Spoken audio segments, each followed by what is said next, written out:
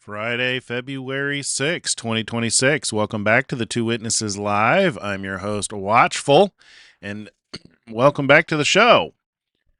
We got a good show for you tonight, but we're going to keep it at no more than an hour because today is a Friday and we want to get moving to Shabbat. I got some plans this evening with a beautiful little girl. We have a daddy-daughter date, so I don't want to disappoint her.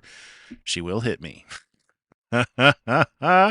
So we'll get started with the Fury update in the chat, the Torment report, and then I've got a video for us to watch.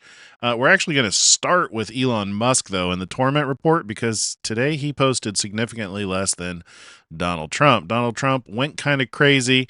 He's got over 100 posts. So if we're going to go long on either of those two gentlemen, it'll be on Donald Trump. So let's see the Fury in the chat. Let's see the oil tanker that Iran tried to take on the 3rd was our refueling tanker. And if Iran had taken it, it would have really been a problem for us. Stock markets surged. The Dow Jones closed above 50,000 for the first time. Best day since May. Yeah, it's the for as far as the stock market, but my understanding is those who have large sums of money in Bitcoin are crying because it has been tanking 20 and 30%. Let's see. So with the S&P 500 also sharply higher, driven by tech/AI giants. Nvidia apparently soared despite some big tech AI spending concerns. Let's see. U.S.-Iran indirect talks occurred in Oman on nuclear issues amid regional tensions and threats of war, described as a good beginner start by Iran's foreign minister, with plans to continue. Let's see other developments. U.S. announced $6 million in aid to Cuba amid their leader accusing an energy blockade. Let's see, France and Canada opened consulates in Greenland amid U.S. interests and threats. Ongoing Ukraine-Russia prisoner swaps and peace talk elements mentioned in some reports. Let's see. Fury's prayers have been with Nancy Guthrie and her family as she's watched the unfolding events around her abduction. She is still missing and can only imagine what her family is going through. Let's see. The Trump administration took heat as an old meme resurfaced and was attached somehow to a video he had posted on his Truth Social account. A staffer did the posting, and he didn't watch it. It was a meme showing the Lion King with a lot of people, including Obama's and Congress, as animals in the Lion King, and Trump as the lion. The internet called it racist. Of course they did. And eventually it was called to Trump's attention, and he had it removed. No one seemed to blink an eye over Hillary being the war hog. Oh, good times. All right, let's get started with our daily Torment report.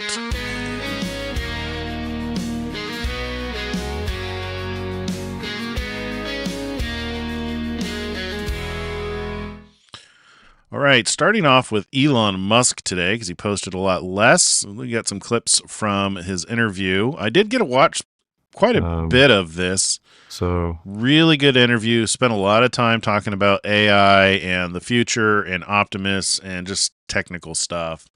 A lot of conversation around consciousness and AI, which was really interesting. So let's see what this is about.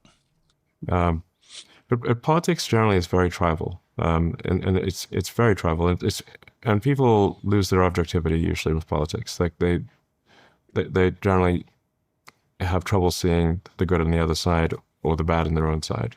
That's generally how it goes.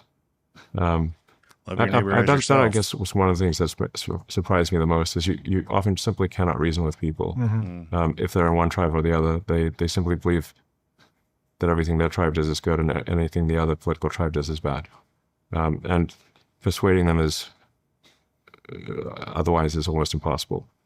I think that's why it's so important that everyone have the same mentality. Love your neighbor as yourself. That is the key to fixing tribalism, I think. Women live longer. Here's another clip. Unlike the president, and very hard to cut to cut things that are obvious waste and fraud, like ridiculous waste and fraud.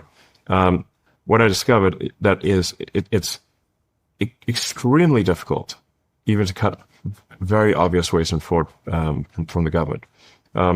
Because the government has to operate on like who's complaining. Like if you cut off payments to fraudsters, they immediately come up with the most sympathetic sounding reasons to continue the payment. They don't say, please keep the fraud going.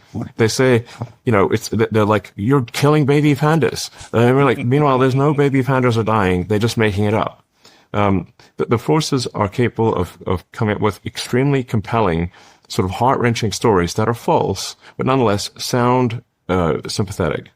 And that's what happened. So it's like, perhaps I should have known better.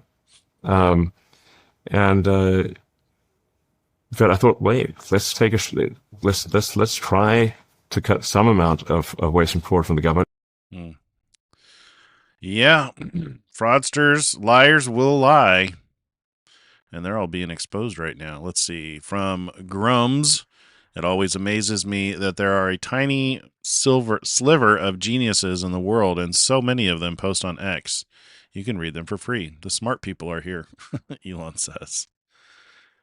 Big upgrade to community notes. Oh, I'm going to have to add community notes to my filter. I don't care.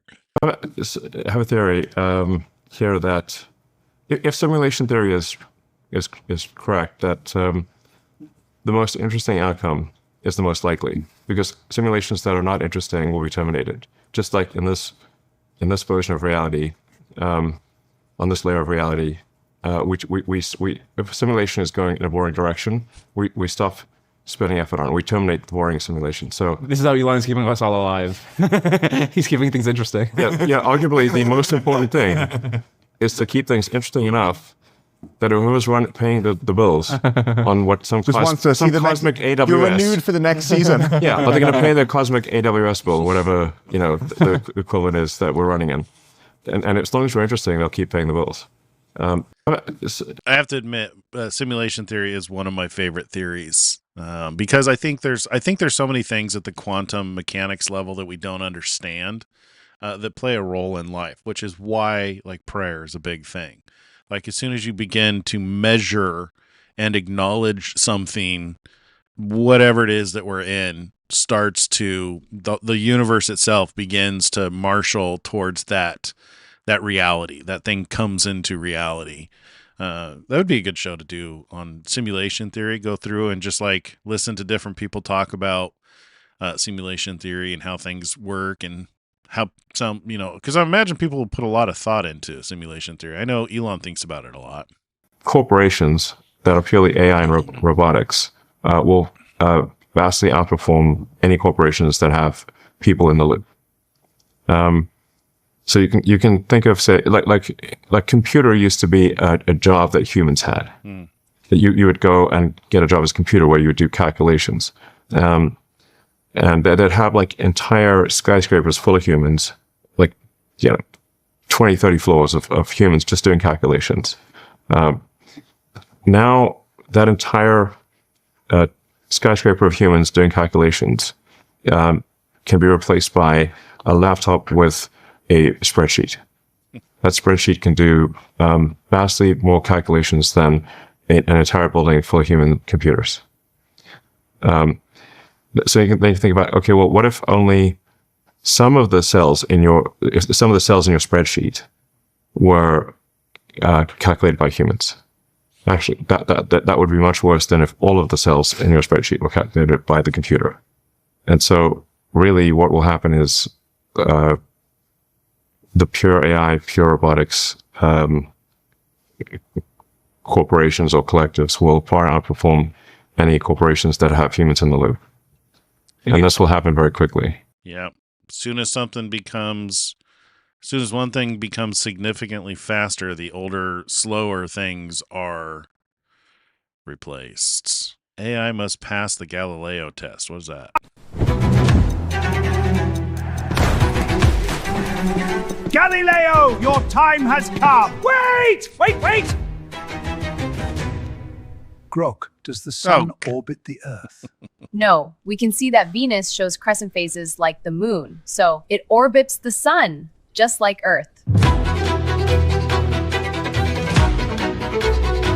He snuck one past me. He got past the filter. I love Grok, don't get me wrong. Grok, Starlink, all that stuff. It's just he posts a lot about that stuff. So we have a filter that tries to remove these. Anyway, let's see. From Michael Nichols, we are hiring for many critical engineering roles to develop the technologies for AI satellites in space at our facilities in Austin and Seattle. Solar, process automation, manufacturing. Ooh, that'd be a fun job. Help take humanity to the stars. All right, what is this? From Mike Lee, restoring the talking filibuster isn't nuking the filibuster. It doesn't require us to violate any Senate rules. It's just what the filibuster is and has been from the very beginning. Like Dorothy's ruby slippers, it's the superpower we've had all along. Now it's time to use it. The talking filibuster is not eliminating the legislative filibuster. Okay.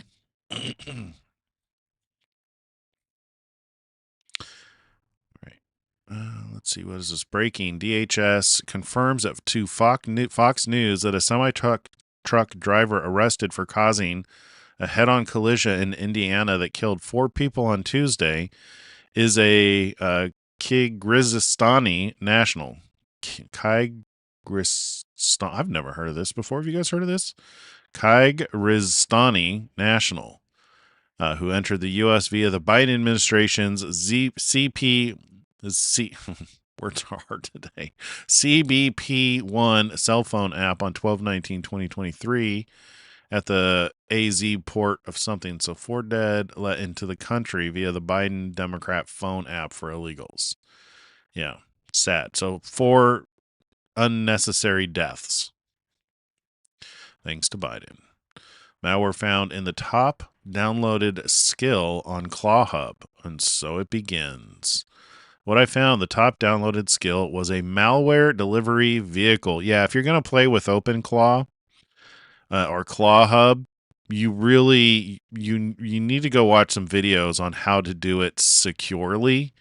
I don't leave mine running, so I've played around with this just so I could validate what it is and understand what it is that it's doing. Mine is in a locked bed. Mine is in a locked room. So, figuratively speaking, from an engineering perspective, he's in an isolated container with only the access to the things in the world that I give him access to. Even if he gets his hands on skills, he can't download the software to install those skills or do anything about them. Just because there's malicious people out there that are going to take advantage. And here you go. People already are. Surprise, surprise. All right. So this is the last one, and then we're moving on to Donald Trump. You can tell which side is the good side and which side is the bad side by which side wishes to restrict freedom of speech. The side that is restricting freedom of speech, that would have been sort of the Hitler, Stalin, Mussolinis of the world.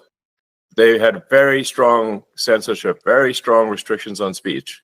That's one of the signs that they are the bad guys. Indeed. In fact, a restriction on speech and large government is fundamentally fascist, obviously. So ironically, in pushing for censorship, it makes it very clear that the left is the side that is against freedom, and freedom of speech is simply one of many freedoms that we should have as a civil society. Because ideas should win on the strength of their arguments. They should not win because they are suppressed. 100%. You can tell who. Yep, 100%. And with that, we're going to move over to Donald Trump. Let's see, just because we got to keep on moving. Keep on moving. All right, let's see. This nobody realized that the crooked Democrat politicians in the unselect committee of political thugs. Oh, I didn't read this. He must have posted this recently, 2 hours ago. All right, so unselect committee of political thugs and hacks plus 2 Republicans who were worse than the Democrats. Wacky Liz Cheney, she is becoming just like Rosie O'Donnell, the wee lass, who is currently residing in Ireland in order to escape her Trump derangement syndrome, and crying Adam Kinzinger, a sick and demented man who was cast aside by his Republican mates, were given pardons by crooked Joe Biden for the crime of deleting and destroying all evidence having to do with the January 6th investigation. The reason they made this criminal move was because it proved conclusively that I did nothing wrong. That's too bad, because perhaps the strongest power that a president has is the pardon, but it shows how crooked they were when they sought protection for their crimes against humanity. These were criminals that were released by a president who did everything he could to destroy our country, including the massive illegal use of the auto pen. Indeed. Let's see. The expert said that if I hit 50,000 on the Dow by the end of my term, I would have done a great job. But I hit 50,000 today, 3 years ahead of schedule. Remember that for the midterms, because the Democrats will crash the economy. Yeah, indeed. Let's see. I just approved $60.6 million for the great state of Tennessee for the severe winter storm that they are recovering from. Incredible people that I know will rebuild fast. President Donald J. Trump. Let's see, I just spoke to the great governor of Mississippi, Tate Reeves, and told him I am approving $39.1 million for the severe winter storm that they just experienced. I love the people of Mississippi, and one big there. 3 times. We are with you all the way. President Donald J. Trump. Stock market today. Let's see, this is favor photo ID to vote. Everybody. What is this one? This is favor photo ID to vote. Everybody still, pretty much. Okay, that's an endorsement. Let's see, bad lawyers use at your own risk. I'm not watching the Super Bowl. Yeah, no, I have.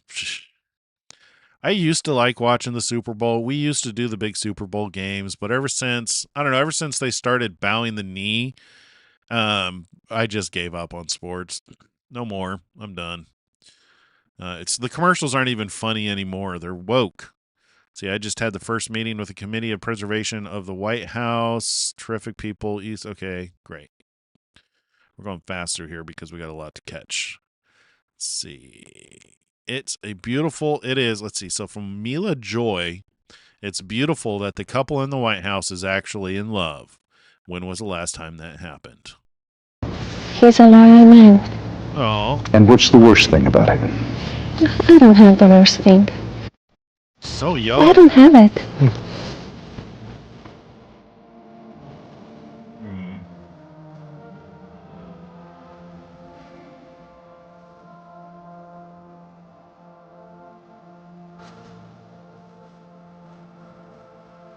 I especially want to thank one of the best moms that I know that I've ever seen. Sometimes she's almost too good.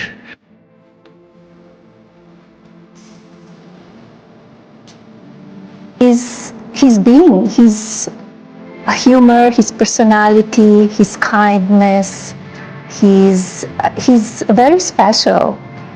His positivity, his energy, it's unbelievable. His energy is okay. Yeah, so we have a beautiful relationship. Aww.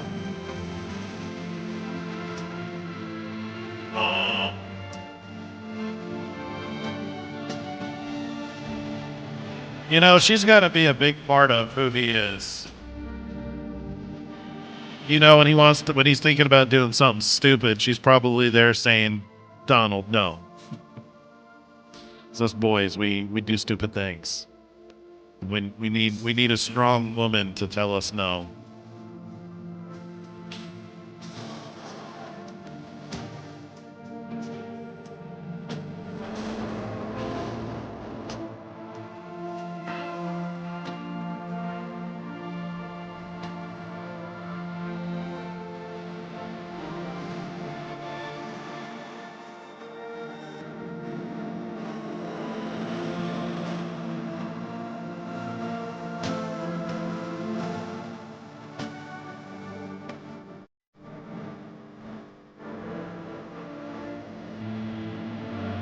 all right. You get the idea. That's very sweet. Oh, let's see. CNN was painfully forced to admit President Trump was telling the truth and cut ties with Jeffrey Epstein after Trump learned of Epstein's sexual misconduct at Mar-a-Lago back in 2003. Epstein. The Journal reports that a spa worker from Mar-a-Lago often made house calls to Jeffrey Epstein's home 2 miles away. But those house calls, quote, came to a halt in 2003 after an 18-year-old beautician returned to the club from a house call to Epstein and reported to managers that he had pressured her for sex.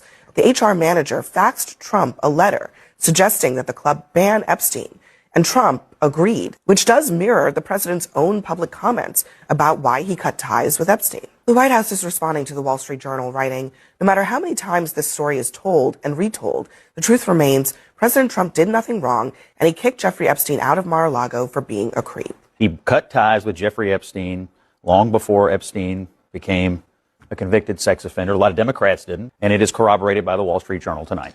Yeah, that's the funny thing about how, people would use those things against him. If they've done any research or as these things are investigated, it comes out that more and more Trump was a big force in, getting Jeffrey Epstein to stop victimizing people. Let's see, from the Sly Silver Fox 2.0, Trump never changed over the years, calling out Barbra Streisand on the spot. Ooh, 1993. Whatever reason, you have a closed mind. I don't know why. Perhaps you could tell me. No, Mr. Trump, I have a closed mind against evidence that is not substantiated. Oh, well. I have a closed mind against statements that are made about other people in general. You're going to be very embarrassed in 2 years, sir. You go on a radio show and you say, now some drunken Indians want to come down here and open a reservation. I didn't say that, sir. Quote it. I didn't say that. Who said that? Who said that? I'd like an apology right now because I didn't say that. Imus opened the broadcast, so, excuse me, Mr. Imus said that. Okay, could I please have an apology? You can have an apology. Thank you, sir.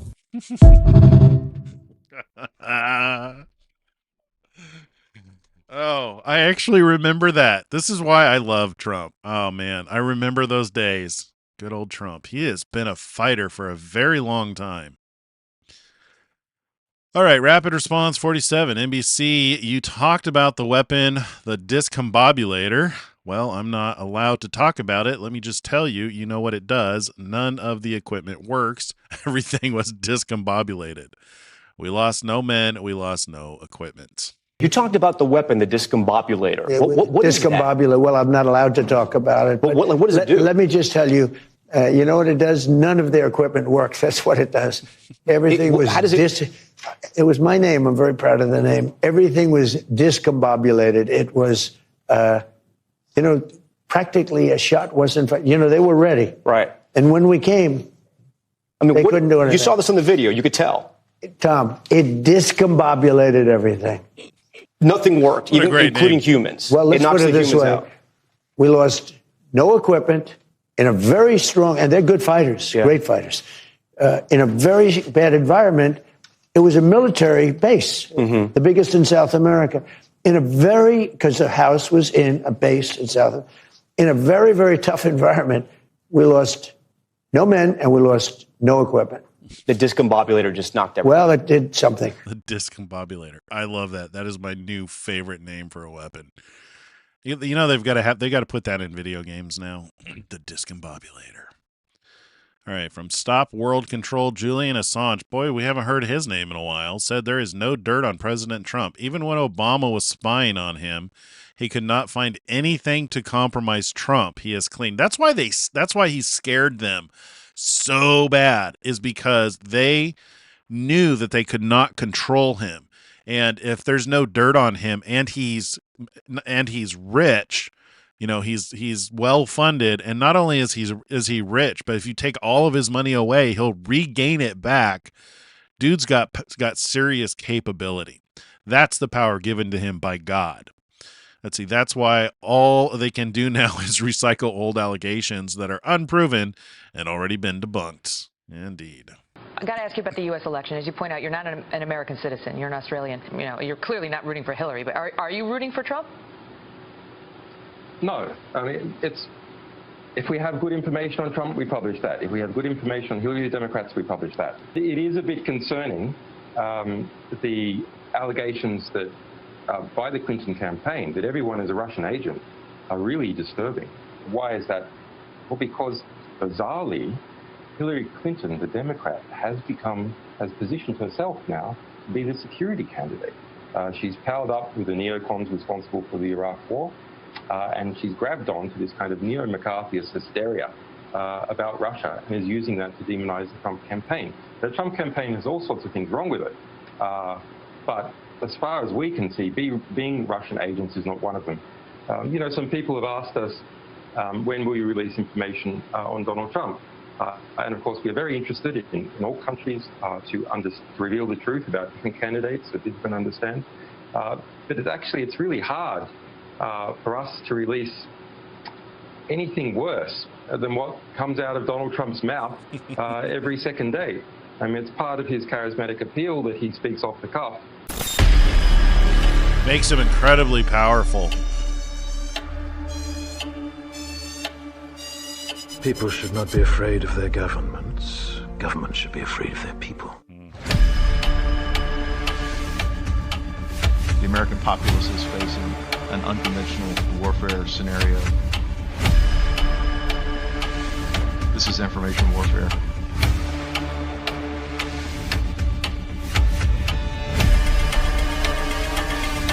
One of the things that makes Trump so powerful is his unlimited energy and his he can speak from the cuff. He doesn't need teleprompters and prepared speeches, which frees him up to go from one thing to another.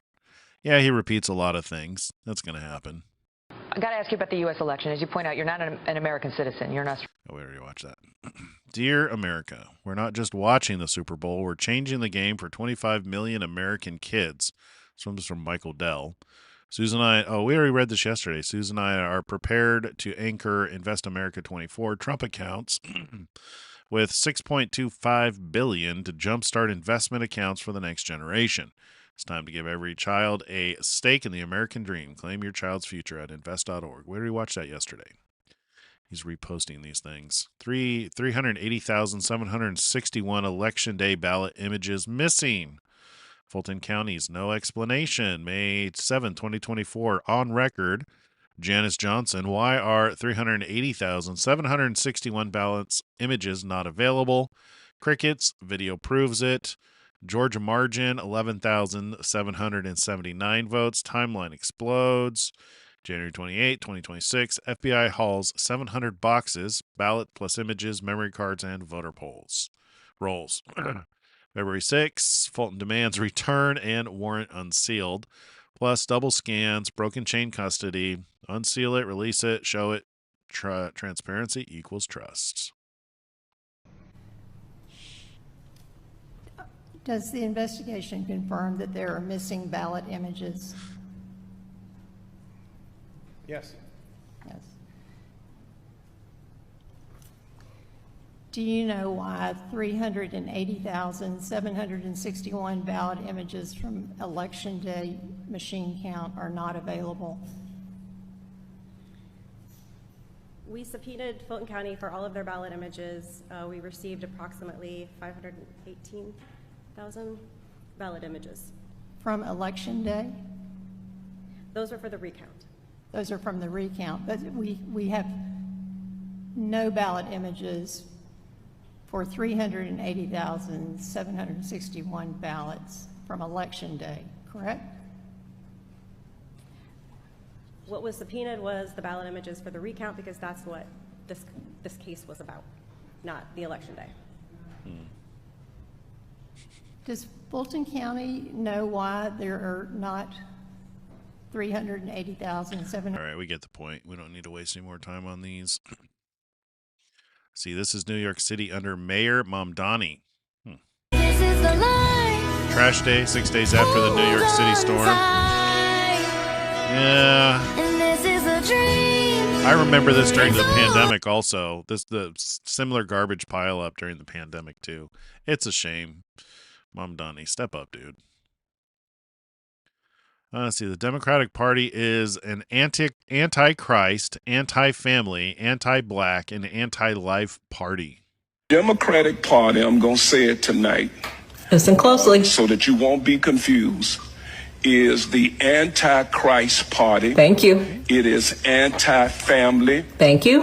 And I'm going to say this, you're not going to believe it, but it is anti-black folk. Thank you. You know, in this context, I actually agree. And one of the reasons why I fight so hard to understand the spirit of Antichrist is because it applies better to a group of people than it does to an individual. So I actually agree that the left embodies the attributes of the Antichrist better than just one single individual.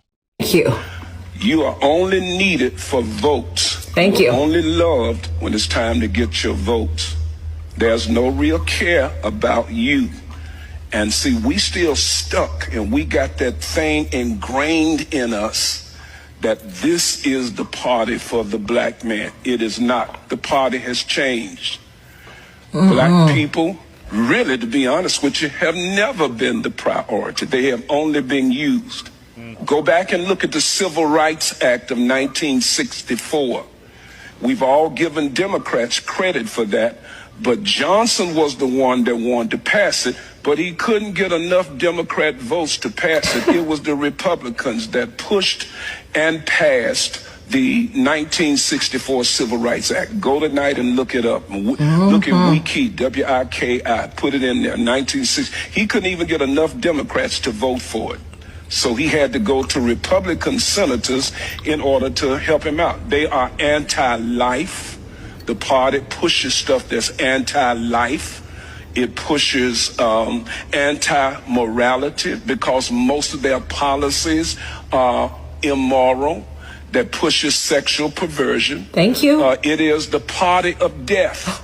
Why do you say that, Pastor? If you go back, you'll see slavery started with the Democratic Party. Thank you. And we saw many slaves that died. We also saw under Jim Crow. Jim Crow was established by Democrats. And we saw under Jim Crow how many were hung and lynched. And then we are seeing today how many babies, African-American people are giving up their future because they won't have, in another 15, 20 years, they won't have enough people because they have cut their birth rates off and have aborted their children. This is exactly what the party wants. So it is a party of death when it comes down to it. It is a party that is against black families. Look at the history of the family. Wow. Well said. So we're going to leave with that post on Donald Trump's. There's like 70 more. We just don't have time to get into them tonight. If you want to laugh, go watch the rest of the videos on his stream. We're going to move on to, we're going to learn a little bit more about Islam not being compatible with the West. And then we're going to listen to another video from Rabbi Goldstein about Islam. And really the reason I wanted to listen to this video is because what he says after the video about Sabbath and about Judaism and the stark contrast to Islam. I've been noticing a lot of people recognizing where we are in the end times and Islam's role. So I think we're right above the target, and there's almost a universal acknowledgement that that things are going to take off any day now. So let's got the video working again. I come in my own name, a shadow falls, a world aflame. I rise, I rule, I stake my claim. A serpent's coil, I'm going to ask a deadly game. All right, here we go. Question, but I think it's an important one. Do you think the religion of Islam is compatible with the West? No, it's not. And if you mean by the West, the sort of secular liberal West, it's certainly not.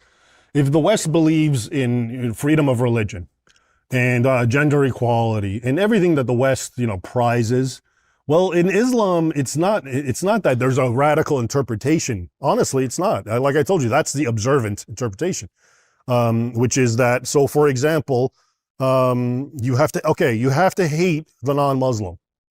Is that something that, if you're living in a liberal Western secular society, you really want a group of people who are bound to feel that way towards you? How's that going to work out? Oh, I know how it works out. Just look at the UK, right? So there are built-in teachings in Islam inherently, not a lot. I'm not saying the whole. It's the opposite of love God and love your neighbor as yourself. Whole religion. There's a lot of it that's actually neutral. Maybe some of it that's admirable, but there are just enough that bring it at odds with the things that the West actually prizes. Okay. Killing blasphemers. Or, attacking them. So in the West, freedom of expression and art and whatnot. And then, what was his name? Van Gogh, that guy gets killed, right? Because, well, in the Muslim world, everyone would agree with that and they would pat him on the back because that's what you do. So the religion itself has built-in sort of mechanisms that does make it antithetical to a lot of the things that the West prizes. And so I guess the next question is, if it's completely antithetical, is it therefore an existential threat to the West? Yeah. Again, it gets murky when you realize, so what are we talking about? Islam, I'm almost, it's kind of like I'm anthropomorphizing it as if Islam's a man. Islam is made up of Muslims, and I already readily agree. A lot of Muslims are not real Muslims, are not observant Muslims, or cultural Muslims, or secular Muslims. You have a lot of that. Mm-hmm. I get that. And they, presumably can assimilate, and I'm sure a lot of them do. But the problem is you have the teachings exist, and though the teachings themselves are the existential threat, because there will be people who do adhere to those teachings. And once they do, they become the bad guys, okay? Which and nobody wants to see. It's funny, every time I look at Muslims attacking someone randomly in Europe, for example, and all of a sudden it's dismissed as, oh, he had mental problems. Oh, he had psychological issues. No, he was actually, that's how we see it, but no, he was actually following a directive and something that breeds a certain contempt and hate. Yeah, you know what he's talking about, like those people that like attack somebody on a train. Remember that little blonde girl who had come over here from Sweden, or was it Ukraine? I think it was over from Ukraine. I can't remember her name because I can never pronounce it. It's like Ilyana or something like that. That kind of attack, or there's been beheadings just randomly and stabbings randomly from Muslims. Hatred for precisely the kind of person he attacked. Okay, so again, I'm not trying to say that would be scaremongering if I was sitting here to tell you every single Muslim wants to kill you no, they don't. I get that. You know how many Muslims that you can look at today. And I agree with that too. You've got that on in all walks of life, all religions, to where there's the cultural, seat fillers that are in the group that, many are completely oblivious to the beliefs. It's the adamant diehards that you got to be careful of. The ones that follow what's written, that's where the problem is, because learning what we've learned from Raymond here, what's actually written in the Quran, it sounds like, the cultural Muslims will be tolerated to an extent, and then they're going to be forced to make a decision. And you might be like, well, is this guy dangerous? And then tomorrow that guy converts to Christianity. But for 10 years, and I've known them, this guy has been conflicted. And for those 10 years, he was not even a Muslim. And he was almost a Christian. So my point is, you don't know. There's a lot of these people. There's so much gray, and a lot of them are not a threat. A lot of them are great people, okay? But again, it's how do you differentiate, and how do you know? And this is why, it's nice and it's good for the West to not discriminate, okay? But on the other hand, by not discriminating or just being intelligent, we're going back to the analogy of, 100, candies, and one even is poisonous, and it is. And okay, the 99 didn't cause the problem, but the one will. And that's why you continuously have the attacks that you continue having, because in as much as you keep taking these numbers, there's a percentage that's going to come with the violence, and those things are antithetical to Western culture. So that being the case, the UK is in the situation it's in. If you were advising the UK on this particular issue, What policies would you put in place? What advice would you give the government? Yeah, well, that's not that easy because, the UK has really dug itself deep already. It's one thing to say, hey, we don't want to bring in too many Muslims, okay, like these other countries we were mentioning. But when you already have, what is it? You said 4 million? Mm-hmm. Wow. It's, well, first of all, anyone who's illegal, I would say has to go immediately. I mean, if you're there illegally, bye. No more coming in. I don't know how if they do this, but I would really be monitoring mosques and the Islamic kind of programming and what Muslims are being exposed to, including on the internet, which I'm sure is not so easy. So, yeah, and this is, at one point you start wondering, is it worth all this? Like, what does a Western nation get from having to live constantly on its toes? Gets hit the hardest. Just to be able to live side by side with Muslims. But I guess, again, in this case, I get it because they're already there, right? Yeah. But I would have no compunction or sympathy for any sort of radical preaching.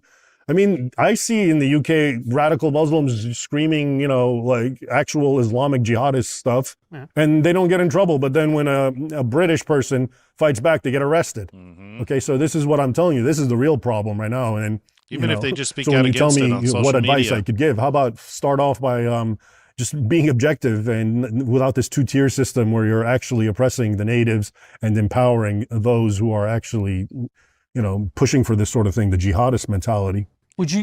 All right, now we're going to move on to the other video from Rabbi Goldstein, speaking of the EU. Conception that the word Islam means peace. Devout Muslims should obey the Quran. This is unfortunate because the Quran contains over 100 verses which encourage Muslims to kill or subdue non-Muslims. The Islamists' view of this, my lords, is that peace will be achieved when our planet is ruled by Islam. Islam's Sharia law is already running de facto in the United Kingdom. Does Islam mean peace, or does it mean submission? Let's listen to Lord Person as he explains to the Parliament and to us what Muslims are all about, dating back to the 6th century and to what we're dealing with today. Let's listen to Lord Person. My lords, the King's speech told us that measures will be introduced to improve the safety and security of public venues and help keep the British people safe from terrorism. My lords, when we use the word terrorism nowadays, we usually mean Islamist terrorism. And MI5 tells us that Islamist terrorism is now the UK's most significant threat. And yet, my lords, if we so much as try just to talk about Islam or Islamism, we are immediately accused of Islamophobia.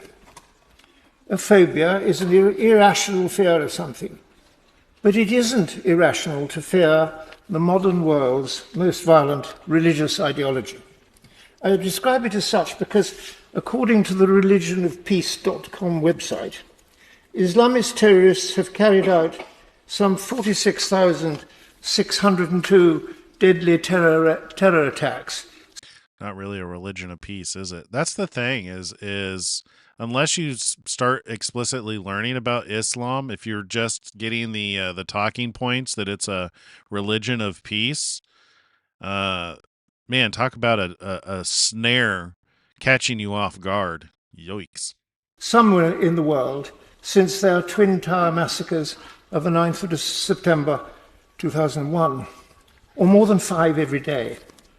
Just in the week from July the 6th to 12th this year, there have been 35 attacks in 12 countries, killing 70 people and injuring 32. There are two broad divisions within Islam, as I'm sure your lordships know, between Sunni and Shia Muslims, with many subsects which don't often agree with each other. And the vast majority of these attacks have been on other Muslims. My lords, I understand there is a popular conception that the word Islam means peace, whereas in fact it means submission to the will of Allah or the Muslim God. And, when you think about it, that beast from the land, the one who gives breath life to the image of the beast that causes the whole world, both rich and poor, free and slave, small and great, to receive the mark, that is an act of submission, which goes hand in hand with the religion of Islam. Devout Muslims should obey the Quran and emulate the life of Muhammad. This is unfortunate because the Quran contains over 100 verses which encourage Muslims to kill or subdue non-Muslims. And in 627, Muhammad ordered the death of 600 Jews in one afternoon.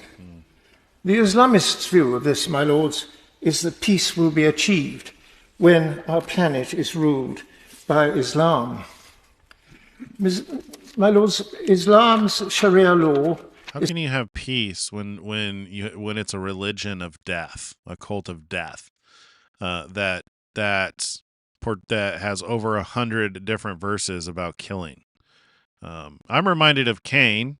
Cain was a murderer from the beginning. He was marked because of it, and yeah, I mean, it's obviously not in God's plan. He gave us life. He wants us to live. So, wrong God. Is already running de facto in the United Kingdom via some 80 Muslim arbitration tribunals. These discriminate harshly against Muslim wives, whose husbands have only to say, "I divorce you," 3 times, to leave them divorced and often destitute. The Sharia allows Muslim men to have 4 wives at a time, most of whom are having at least 2 children. You know, which is in contrast. Remember we watched that really nice video of Donald Trump with Melania? You know, I can't imagine he'd be the same man if he had 4 different wives. You know, one good wife can really help guide a man.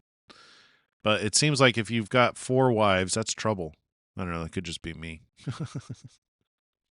So the Muslim population is going up 10 times faster than our national average. Yeah. On past trends, Birmingham and 9 other English local authorities will be majority Muslim by 2031. The radicals' plan is to wait until they can take us over through the power of the womb and the ballot box. Of course, my lords, I pay tribute to the vast majority of Muslims in this country who eschew these tenets and live decent and helpful lives in our democracy. But we are left with the problem of what to do about the rest of them. May I suggest first that we should start monitoring our mosques and madrasas and imprison or deport our extremist imams. Second, we should encourage the licensing of imams before they can preach, as do other religions, including, I think, the Church of England. Third, the government should enact Baroness Cox's bill to give our Muslim wives the protection of our civil law. The bill has had 2 supportive second readings in your Lordship's House, but the government fears being called Islamophobic by our Muslim men, so won't support it. Fourth, we should ban the burqa in public, as 16 other countries have done, some of which are Muslim majority.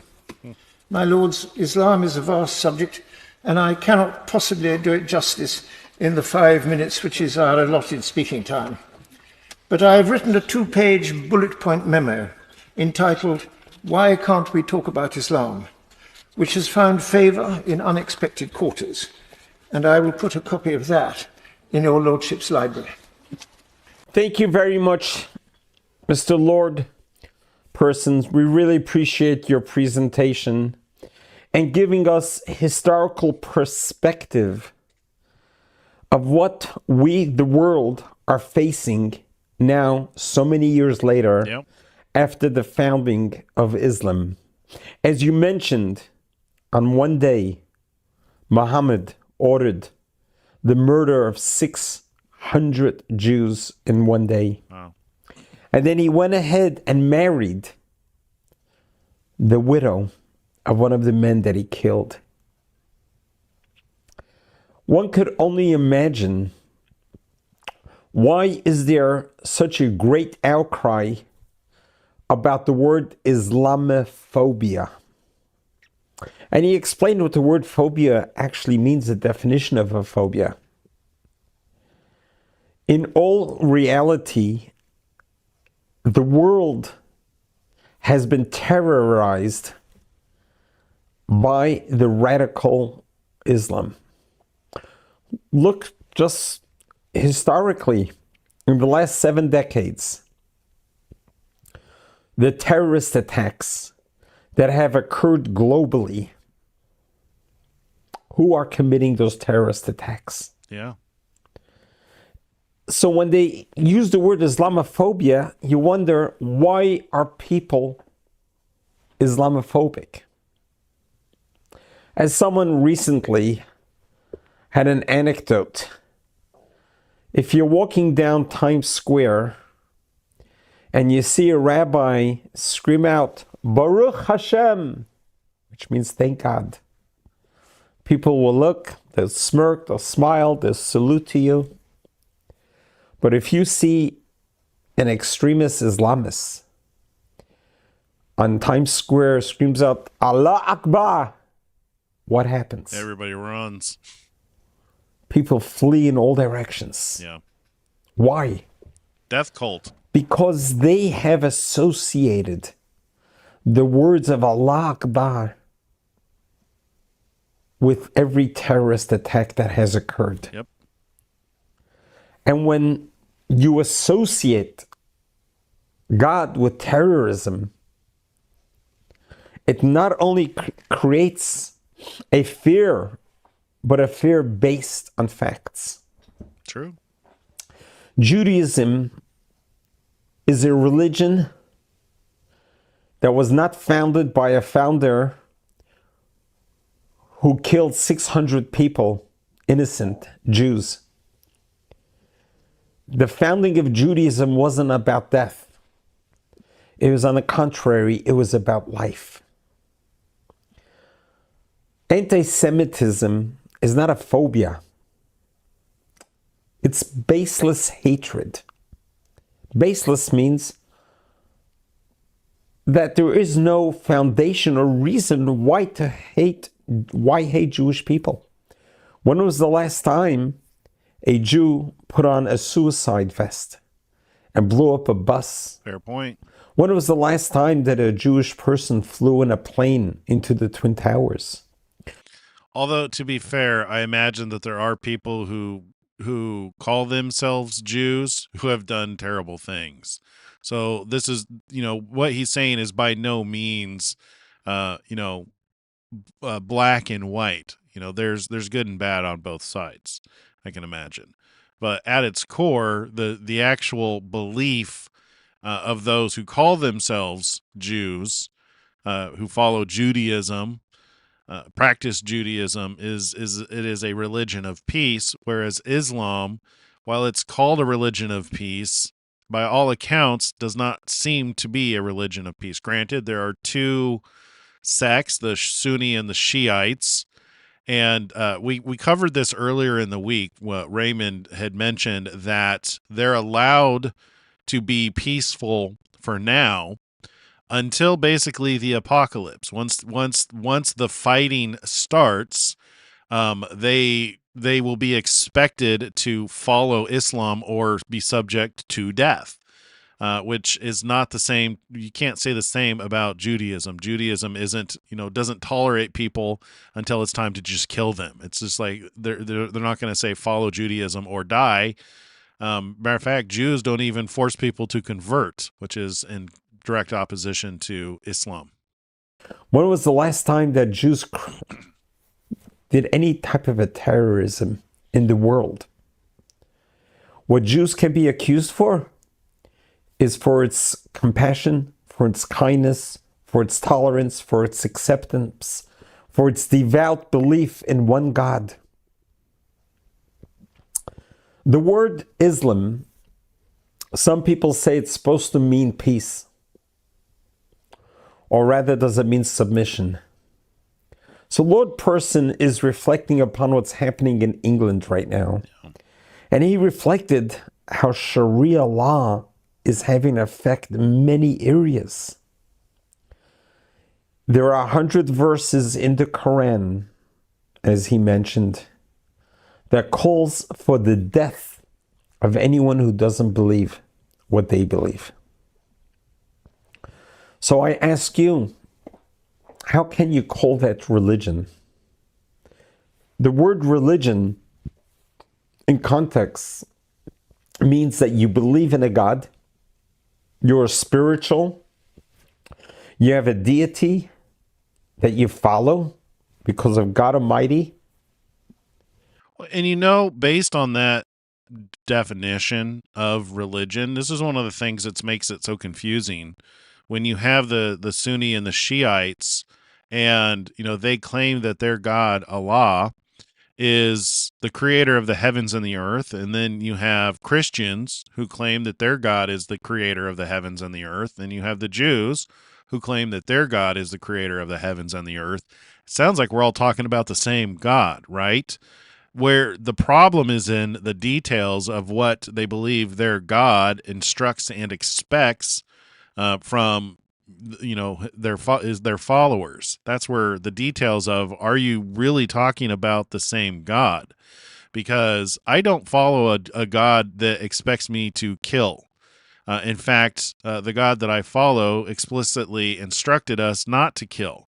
And not to murder, not to kill in an unethical way. Granted, that excludes defense. You know, if somebody tries to kill you, you try to kill them right back. I need to find that sound effect. That's going to be a good sound effect to have on file. Mal from the TV show Firefly. Somebody tries to kill you, you try to kill them right back. But yeah, so unethical killing. You know, unethical killing is the killing of somebody who refuses to convert to follow your God. That's where the problem is. What does God want? God, who created this world, who created us human beings, who gave life to this world, the human race that God introduced to the world, beginning with Adam and Eve, and all those that followed after them. God brought them to life because He wants us to live. He wants us to live out our allotted time, to make our life meaningful and purposeful, and to make our life to coexist with all other human beings that God created. God did not create us that we should kill each other. Amen. And that was introduced by the Ten Commandments. In the Ten Commandments, we read, you know, and I'll also point out here that Jesus, who was a Jew, a proud Jew, who followed the Torah, called out other Jews who he said were of their father, the devil, who was a murderer from the beginning. So there's a differentiation between who you serve. Do you serve a God of life, or do you serve a God who of death? Who's your father? Thou shalt not murder. It's one of the 10. Why thou shalt not murder? Because it's the antithesis of life, the antithesis of spirituality, the antithesis of God, the antithesis of humanity. It has nothing to do with religion or God or spirituality. Death is dark. Life is light. Amen. We need to do whatever we can to live, to prolong life, to sustain life, and to do whatever we can for the living. Judaism is a religion that's obsessed with life. We're not only obsessed with life, we'll do anything possible to save a life. Look historically, in the last 77 years since Israel has been reestablished, since we were able to go back to our homeland, Israel was able to be transformed from a deserted, desolate, neglected desert land for 2,000 years, turned it into a superpower. But a superpower to do what? A superpower is to provide the world with provisions in all areas of humanity. Whenever there is a natural catastrophe, disaster, whether it's an earthquake, whether it's a tsunami or a wildfire, Israel's one of the very first responders. Any country in the world that has a tragedy, a natural catastrophe, Israel shows up. It sets up a triage. It brings all the knowledge and equipment to be able to do the search and rescue. Israel is always there. The Jewish people are a nation that are compassionate, that are loving, that are caring, that we are so obsessed with life. Even our religion, which those of us who are traditional Jews, such as myself, we adhere to the laws literally. To us, Judaism is not a religion, but it's a way of life.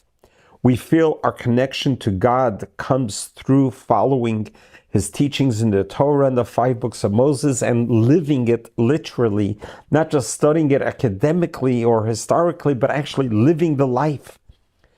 And that's what Judaism is about, when you live the life. So part of being a Jew is following the laws of the Torah, and we follow it very strictly, very devout.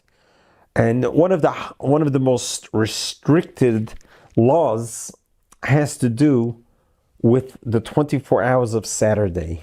All right. I might actually clip this part where he goes through and explains the Sabbath, because it is a really good explanation from somebody who really lives this in their lives. And we may play this, and this may be how we end the Sabbath going forward, just as a reminder, because this is God's heart for his children, for his people. And he does such a great job of explaining the ins and outs of it here. And this is how we're going to end the show tonight, is listening to him talk about the Sabbath. Saturday is the 7th day of the week. God created the world in 6 days and rested on the 7th. Saturday is designated to be different than the rest of the week. That's what God said. I want you to sanctify Saturday. Just like God rested on Saturday after creating the world in 6 days, God wants us to sanctify, to consecrate 1 day a week to be godly, to be with your family, to be with God, to be with your community. And we take that literally and we live by it. An observant Jew does not work on Saturday, does not travel on Saturday, doesn't do any meaningful accomplishments on Saturday, but rather spends the 24 hours in studying, in praying, in eating, in singing, in family unity, in just being with your family and friends. This is every single Friday night and Saturday. Friday night is like Thanksgiving dinner once a year. This is every Friday night. But the regulations, how to observe Sabbath properly, requires you to refrain from all weekday manners. Everything that you're used and accustomed to, such as traveling, cooking, building, sewing, writing. There are actually 39 categories that separates the day of Sabbath and the rest of the week. And therefore, to be an observant Jew, you need to refrain from those 39 actions. So we take that very seriously, and we feel that if we violate any of those commandments, it's a violation to God. It's not about being punished. It's about violating God. God told you to do something, you're not listening to him. Yep. This is all a preface to try to share with you how obsessed Judaism is with life. Mm-hmm. Let's say if someone becomes ill on Saturday, their life is threatened. Do you know what? God says, ignore all the rules. Everything is ignored. Your focus is bring this person the help that they need to save their life. Any life-threatening illness, Saturday, get into your car, turn on the lights, drive, do whatever it takes, violate every rule, just save a life. Yep. This is Judaism. This is how committed Judaism is to life. That religion steps aside to help save a life. In contrast, when we're dealing with the jihadist extremists, radicalized Islam, who believes that the Quran is telling them that they must kill for religion, you realize something is very, very wrong with that. How can that be called a religion? How can it have any spiritual dimension to it? Where God made it very clear. Judaism is the mother of all religions. Judaism preceded all religions. And God said in the Torah very clearly, 2 words, V'chai bahem. You are to be alive with them. The mission of Judaism, the mission of godliness, is about life, committed to life. So what we just heard now from Lord Person, presenting to the British Parliament a case that it needs to realize what's happening to England. And what's happening to England is going to spread throughout the world. Yeah. They are trying to outnumber us by multiple births, multiple wives, multiple families, then trying to populate the world by numbers in itself, which is going to be a huge threat. Unless we are able to recapture our identity and realize that we are not going to be bullied once again. The world has been bullied with World War I, World War II. We're not going to be bullied again. Let the West be strong. Stand with the words of the Bible. Be a light unto the nations. The more light we bring to the world, it will dispel and transform the darkness. God bless you. God loves you. Oh, I really enjoy listening to him. He's such a positive light. And on that note, thank you so much for joining me today. We broadcast Monday through Friday at 4:30 Pacific Standard Time, 7:30 Eastern Standard Time. If you like this content, hit that like button, subscribe to our show, and enjoy your Sabbath. God bless you guys, and shalom.